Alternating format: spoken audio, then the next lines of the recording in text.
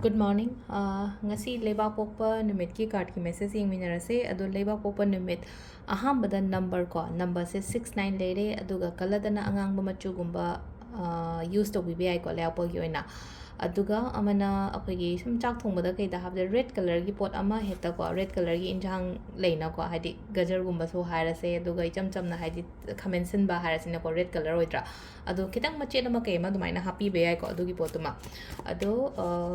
kwai hamada card se ahum katano thok charge ko aduga timing afaba so hapetang haijar age ngasi gi oina timing afaba ke ge lege habado adu masu yeng minarase ko aduga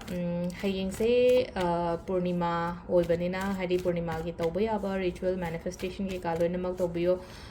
ngasi su oiko oiba budi hadi calendar khara amadana ngasi oibane calendar khara amadana hayeng gumba kai gumba mai oiko ado hayeng se thabak yam chille natraga hadi ai duty gumba lai ko le haraga di ngasi dum perform hadi manifestation gi keno mayam do ngasi tawrasu dum kai shukai de ko ngasi gi timing gi matungina keno tawraga haita afaba timing gumba yengbiraga almaina tawba yai ko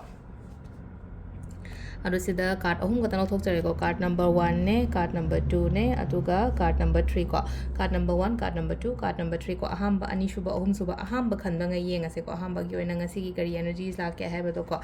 yamna positive oi ko ngasi gi oina haraga di positive oi problems le maga so problems so chat kiba mang kiba khot kiba adumaina oina piri ko ahamba gi laiba card sigi meaning se sida lai se ko hadi success kumba lai gani thaba inkhang chat pa khot pa oiraga so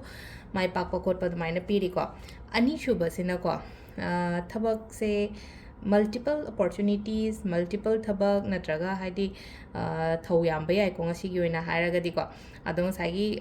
opportunities lakpa je so khatang khara khantharaga khara yengaga dumaina lobi bagumba thabak se mayam ama lae natraga hadi mi changi e kaina khala se ba igi life ta hai tar ko hadi mi makal mayam ama ingon da hairak pa proposal ni khangde ama ni khangde adum bagi way do hairaga su natraga igi thabaki relate oina duma hairaga su ko mayam ama lak matam da hadi phajana khandaraga khallu ko sigi pot sima hadi yam lae na hadi plena ma phani ha ba leite ko aduduna hadi phajana khandaraga lo tegano decision gumba dumai lobi ba ko number 2 ko sisina number 3 khanba nga yemu yenga se ko number 3 gisina ko kainoma tawdoine haragadi ithak thongbade kari te guidance kumba lawo ahanamandagi oiro yumgi te leina ko hadi aigi senior dagi oiro amadagi oiro khatang guide kumba kai gumba dumaina lawraga thaba inkhang tawbiyo ko ado sisina khoi card ki message lere timing sine ki pung tere kami yankhai ma pandagi na 12 ga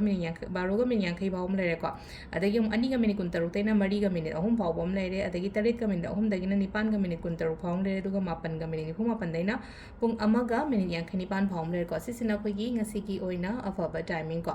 adu sida lere khoi gi kenogi le babu pa numit ki card ki message se ko ma'am thank you